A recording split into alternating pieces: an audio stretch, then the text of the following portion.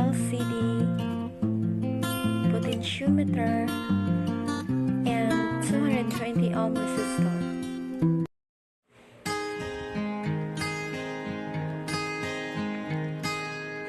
So the first component is the breadboard.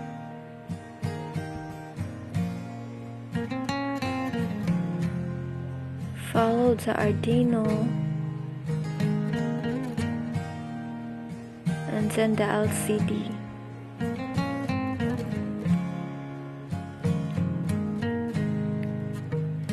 So first, the source of the Arduino are connected to the source of the breadboard, and then the ground of the Arduino are also connected to the ground of the breadboard.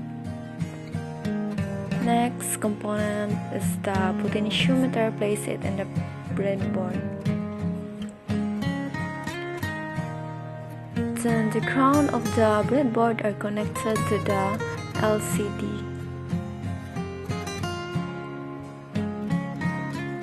And also the source of the breadboard are connected also in the LCD.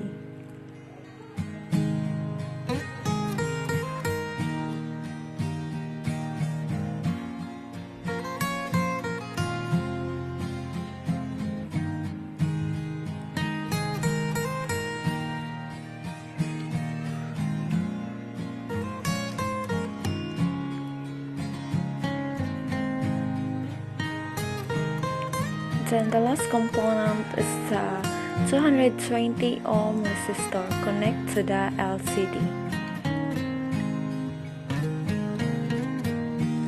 So I need to connect the components based on my code so that I can output my running message, which is the CD318 microprocessor by Shiela Dumasapal.